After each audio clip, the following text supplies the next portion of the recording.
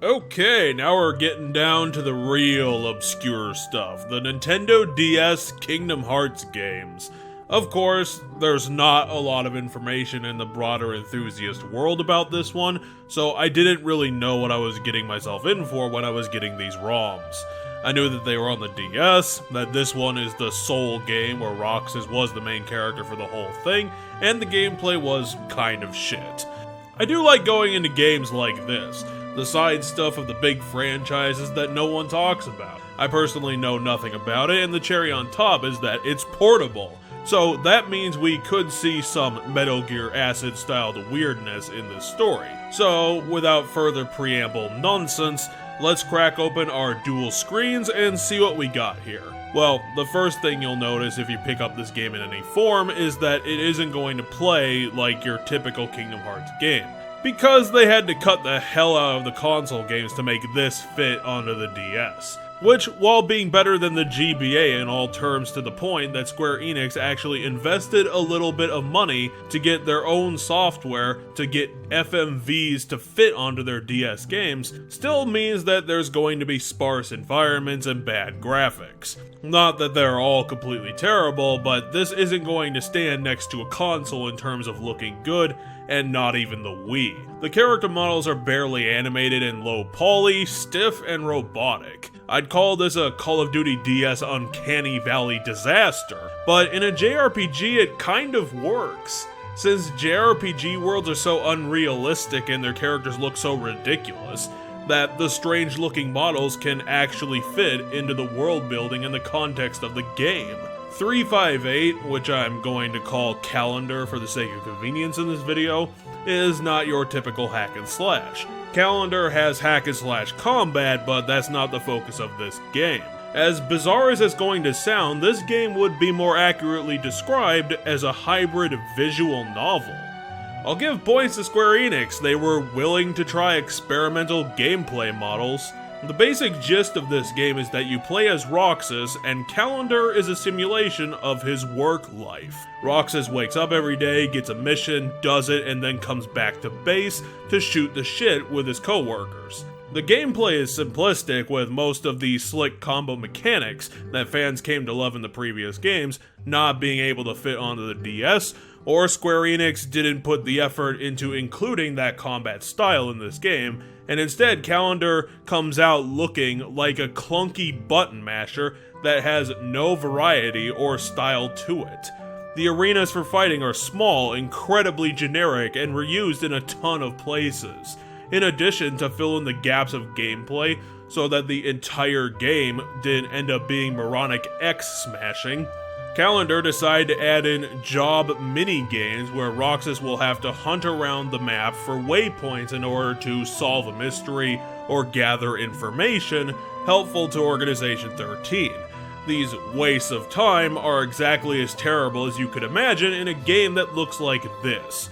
You run around a tiny square of the map looking for an exclamation point, and then you hit the A button until the game tells you that you can stop. It's so incredibly stupid as an idea that I face-palmed every time I quote-unquote got lost doing them. But most of the time, Roxas will be tasked with either killing a big important Heartless or getting enough kills to leave, because that's Roxas's job.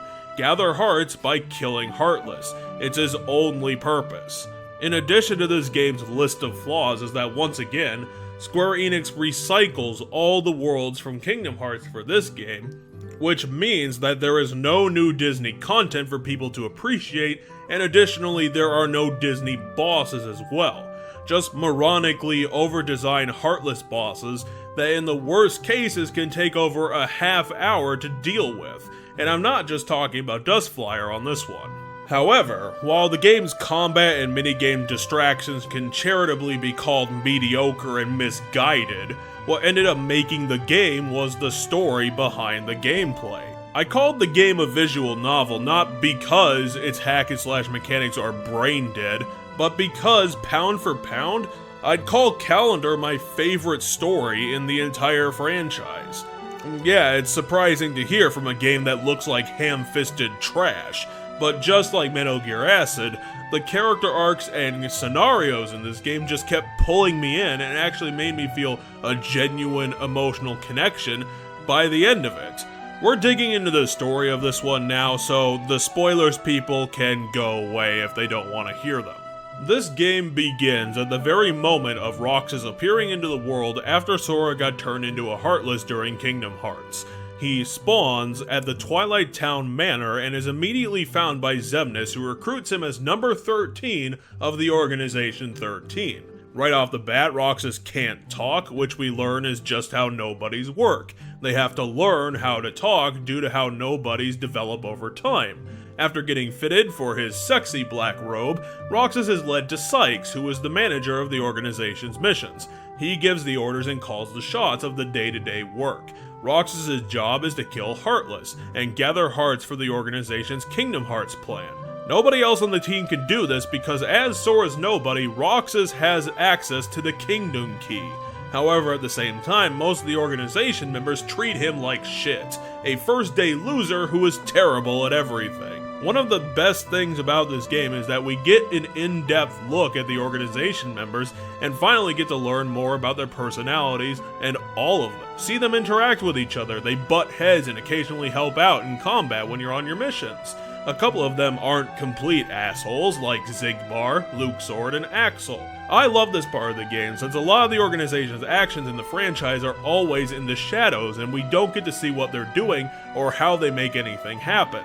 From Sora's perspective in other games, it seems like the organization has superpowers and omniscience of the entire universe. So getting to see how this group works in motion is really interesting, and adds to the lore of the organization as a whole for the other games. After the first few days of work, Roxas learns how to do his job, learns how the organization works, and starts beginning to speak and have actual thoughts. Since Calendar is a job simulator, each day you'll wake up and be able to have some dialogue with the other members before going to your job, and each morning you'll get a journal entry from Roxas telling the player how he's feeling on that day. These visual novel type moments are where the game's storytelling chops start shining through, because the writers on this game went highly detailed with the dialogue.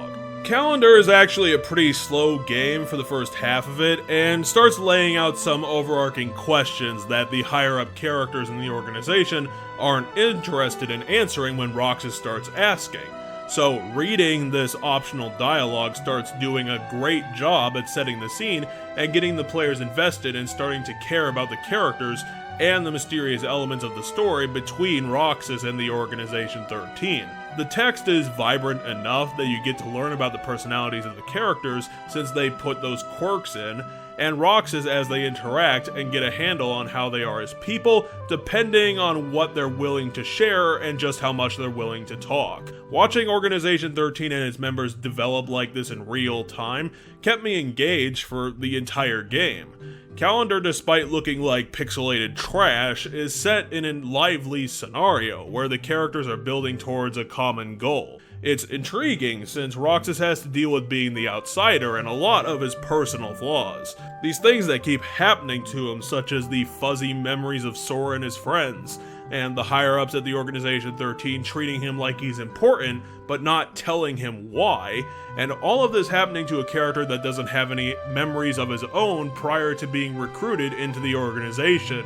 He literally has no understanding of the world outside of his strictly regulated life. On top of his personal problems, he's forced to deal with his abusive coworkers, being the bottom of the ladder and trying to understand why he has these powers of the Keyblade and what it could mean about who Roxas is as a person.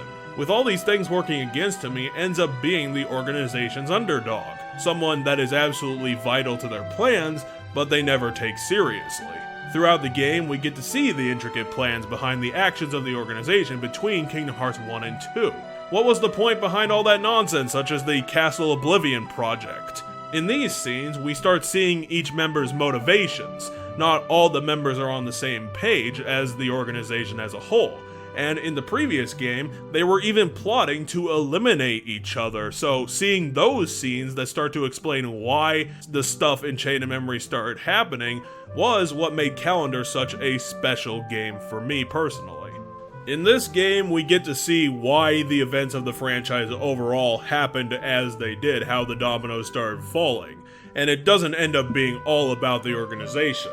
Roxas himself gets a true character arc, a story where he goes from being a castaway dingus to a badass rebel without a cause, which was surprisingly emotional when Calendar finally ended. Calendar was one of the rare games I've played where the characters felt like real people that I could relate to, since the developers spent so much time intricately planning the game out. For as much criticism as Kingdom Hearts gets for being nonsensical, Calendar puts so much time into building its character arcs and the plot that, in spite of the ridiculous circumstances, all of the events can be logically followed from start to finish. There's no bullshit throwaway lines throughout this game. It all starts connecting to each other. After the intro, Roxas learns where his place is in the eyes of most of the members. Larxene thinks he's a useless idiot, Luxord thinks he has potential, Zaldin doesn't really care about him as long as he can follow instructions, and then there's the important one, Axel. Axel and Roxas connected in a different way. Axel was among the members that were tasked with Roxas's early training and didn't end up hating his guts. Axel's joking personality bounced off Roxas really well, since he could barely string a sentence together. But since Axel had liked training Roxas just a little bit, he kept doing it, and he was there when Roxas started getting a grasp on his vocabulary. When he could express himself, he began joking right back at Axel, so their relationship started developing to where they were good pals. Axel started taking Roxas up to the Twilight Town clock tower after successful missions, and treating him to sea salt ice cream. This part of the game is iconic and used in the other games in the series because this sequence gets repeated like 20 times in this game. It's the pair's only hangout time. Axel and Roxas spend a lot of time at the clock tower talking about how Roxas feels being a nobody and where Axel thinks his place in the organization is, how they both started feeling differently from the other members of the team since they started palling around. The pair discovers something about themselves in each other that they appreciate. It develops their friendship, and Roxas starts depending on Axel, asking where Axel is when he's off on his missions, and especially after the big change in the game happens. The other members of the team think it's really weird that Roxas cares at all, since nobodies are supposed to be emotionless. In other games, this type of reused set piece could get very annoying very quickly, but each scene helps to show where the characters are on their character arc and show their opinions are changing over time, how they are reacting to things when the plot starts changing. It was well done, and these intermissions feel correct in context. They keep the player's attention since their talks prepare for the events of the next day, which keeps the game laser focused on the story, on top of the dialogue just be interesting to listen to because it's always changing. It's pretty vibrant as a scenario as it goes on. And overall, the most important reason I liked it was because the friendship is heartwarming. It's a true friendship that feels like a genuine emotional connection between the characters. It's a lot of positivity that feels nice to watch, supported by crafted writing that makes each scene fresh, despite happening in the same location throughout the entire game. However, a big change happens at the organization that delivers a sucker punch right up Roxas's nose. Half the team leaves to the Castle Oblivion project, also known as Kingdom Hearts Chain of Memories.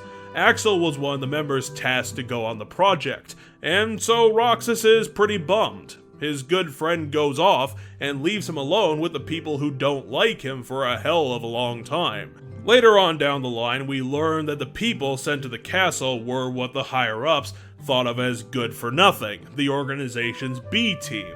Larxene, Marluxia, Vexen, Lexeus, Zexion, and finally Axel, not because he was useless, but because Xemnas and Sykes smelled a rat and they needed someone to deal with it.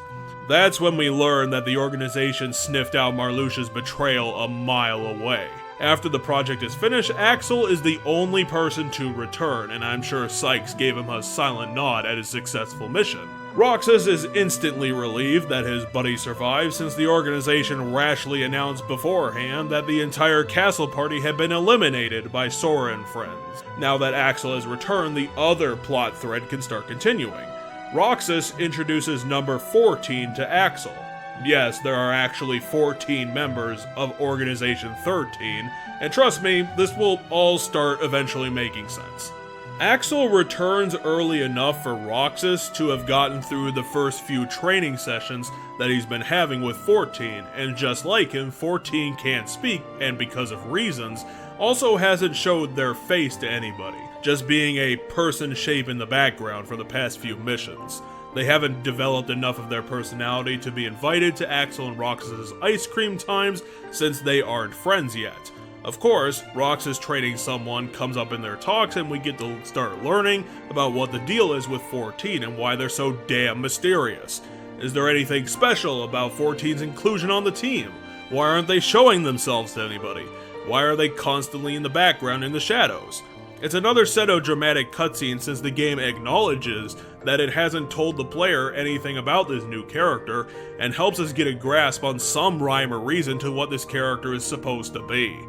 A similar amount of time passes of Roxas just going to work and talking a little bit with the surviving members, doing some recon work and having ice cream with Axel before 14 begins speaking. They're friendly enough, and a couple times they reach out to ask Roxas to join in on the ice cream. It takes a while for Roxas to start getting fond of 14 before they finally do a face reveal and show that 14 is actually a girl. 14 is a young girl named Shion. Shion has been recruited to the organization for the same purpose that Roxas was.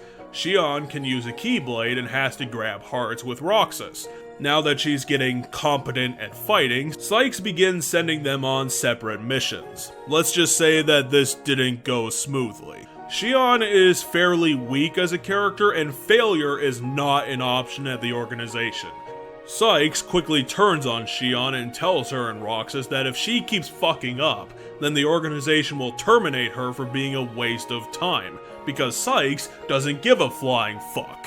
Roxas and Shion start plotting to coax Sykes into letting them go on more co-op missions, since Roxas can cover for Shion's incompetence, and Shion can use that time to start learning to fight for herself without suspicion from the organization. Shion is another solid character arc for this game since she starts out with recognizable character traits. She's naive, quick to trust, ignorant, an emotional and happy person. In spite of being stereotypical for a kid character, I was really fond of her cheerful attitude and was glad when she got added to the main cast as an actual person. Things begin improving, and the three make the time to go for their ice cream socials as the three amigos. Axel looks out for the younglings since he has some pull with Xemnas and Sykes, and he wants to see them succeed. However, something goes south. Shion is taxed like Roxas to go fight a powerful foe, who is working to subvert their plans, a shadowy interloper who is becoming an annoyance to the organization. Shion fails to defeat the interloper, and returns to the organization with another black mark on her record and becomes withdrawn towards her friends. At this point in the story, it's getting past the halfway point of the game. Calendar knows exactly when to start ramping up the drama and puts in the right scenes since Roxas and Axel are established characters at this point, becoming friends with a new person who has some secrets. Calendar has the best timing to shake up the story and create intriguing drama, since Shion is more mysterious than Roxas, and the threats towards her from the organization makes the issues surrounding Shion a personal problem for Roxas. It's some of the best plot progression in a game I've seen in a long time, and it ends up creating this harrowing, enigmatic roller coaster as you watch Roxas try to sort out these problems that are way above his head. Now, Shion begins questioning her place at the organization and why she has the abilities of the Keyblade. It seems like the meeting with the interloper that she had raised many problems in Shion. Axel is less than helpful since he has no idea how to help, but Roxas wants to do everything he can to return things to normal, because they were the only thing that he looked forward to while working at the organization, the only bright spot in his entire life. Unfortunately, things start breaking down even more. Shion decides that she can't stay at the organization, there are too many unanswered questions, so she escapes and leaves to find them. More unfortunately, what she's found there shatters her reality. When she arrives at Castle Oblivion and starts talking to the interloper and Naminé, she learns that number 14 was created by the organization with Vexen's replica program. She is a puppet meant to siphon the abilities from Roxas in order to create a completely obedient clone of him so that the organization didn't have to worry about Roxas's increasingly self-awareness. Xion is no longer herself at this point and turns on the organization. Jumping in, Axel arrives and defeats Xion and brings her back to the castle by force. These events of Xion's defiance and Axel battling against their friend starts drawing the lines in the sand between all three of them. Axel not understanding his friend's issues with being connected to Sora and their defiance against the organization, and Roxas being worried about salvaging their friendship and not ruining the only positive relationship he has in his life. Xemnas and Xion have a little talk before she leaves for the final time. Axel is on a couple days leave at this point, meaning that the conflicted Roxas is left alone to figure out what's going on. Roxas decides to hunt Xion down and finds her alone in Twilight Town, where she reverted to her original purpose, and forces Roxas into a duel, transforming into a Sora lookalike and fights for the remaining memories in Roxas. Throughout that fight, she uses multiple Sora forms, including a giant one for the final form. This is getting to be the endgame content, and surprisingly this duel was actually kind of easy for Square Enix's standards. Afterwards, Roxas is completely devastated that Xion has been terminated by his blade. One of his friends died in his arms, and that death starts putting Roxas' place into the world into perspective. Roxas decides there's no longer a place for him at the organization, because it caused Xion to change into someone that he ended up killing. The dialogue in this scene, I will agree, is pretty cheesy and cringeworthy, but what happened is exactly like a good show's season finale. Roxas loses someone that he was emotionally dependent on thanks to the actions of the organization that had been the only place he's ever known. It's the most dramatic drama bomb of the entire game, and it changes Roxas and Axel forever. They can't go back to their normal lives at this point, and Roxas is ready to bring an end to things. Roxas decides to escape the organization by wounding Sykes and beginning his rebellion against the people who forced him to kill Xion. Having taken up arms, Roxas returns to the Nothing City, where the organization HQ is, and plans to kill Xemnas himself. Roxas got to him first and tried to convince him to stop this crazy plan.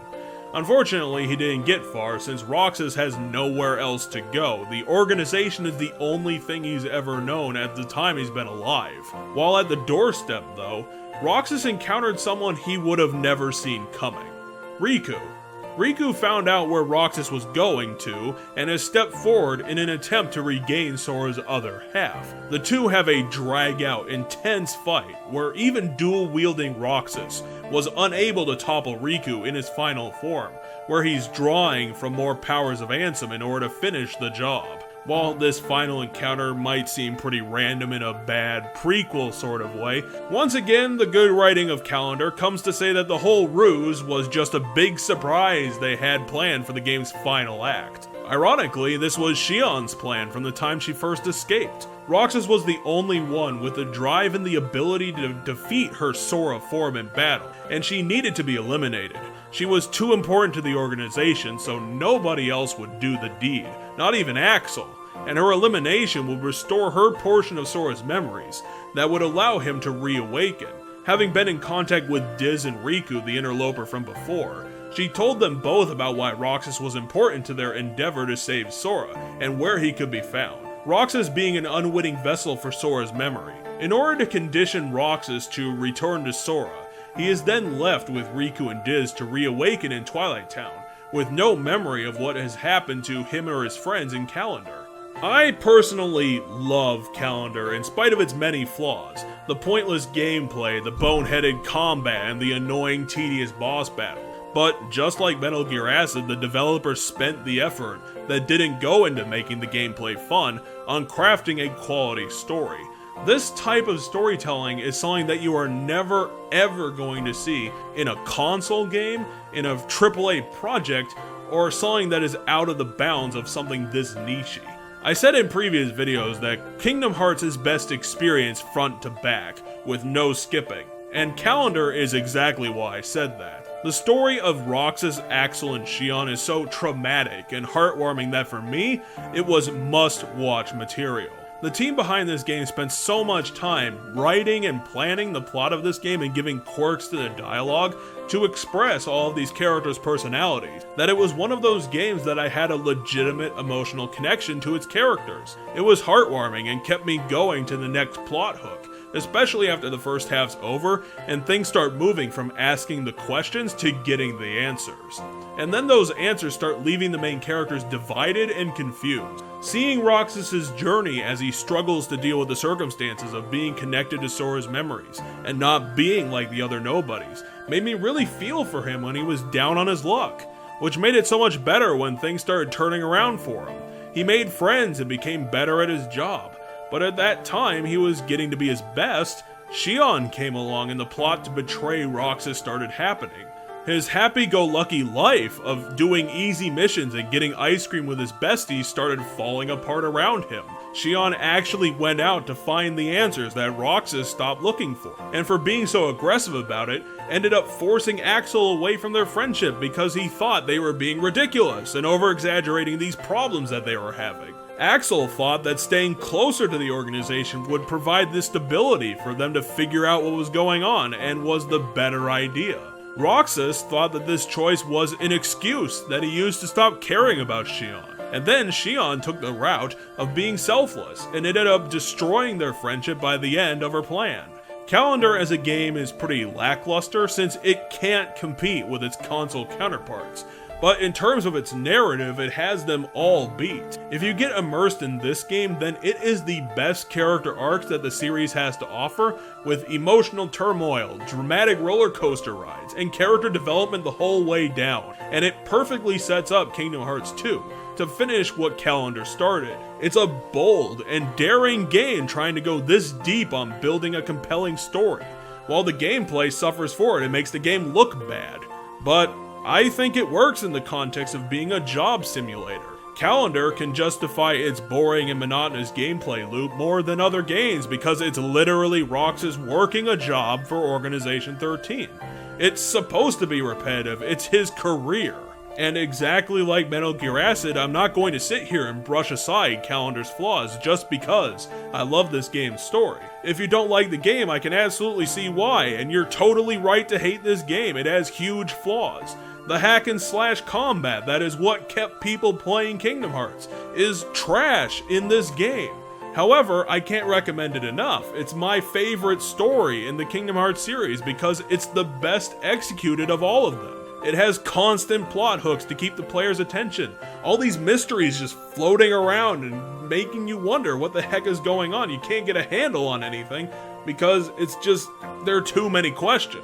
And it keeps my attention because they're very interesting questions to ask. Like, how is Roxas supposed to be handling being this important and this vital to the main character of the series, and everything is turning on him, including someone he thought was his best friend and could not live without?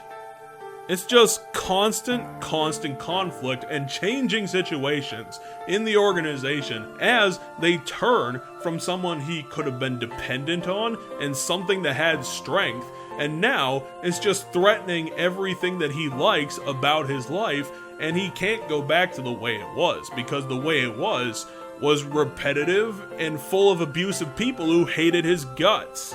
Calendar overall is a brilliant storytelling experience that sets up the original conflict for Kingdom Hearts 2 and justifies the need for all of the fans to play it with how many things Calendar adds to the plot of the franchise. Then there's Roxas, who is the best character of the three series protagonists. He's a hugely flawed character. He has interesting character development where he goes through this journey and becomes someone completely different. He has the cool weapons, he has the abilities, he has the most interesting background, the most interesting of his life circumstances, of what he is as a person, what he represents being a nobody main character. His voice acting is great, and he's a member of the mysterious Organization 13. He finally lets us see the behind-the-scenes efforts of what they were doing, something that we've never gotten to see before. He's the underdog that I love the most, and it made me genuinely sad that he couldn't while away his days just shooting the shit and having ice cream with his best friends forever. Hopefully he'll find his happiness in his know-nothing Twilight Town, but with all of my gushing about this game out of the way now, we're just gonna finish up this video with a final scoreboard.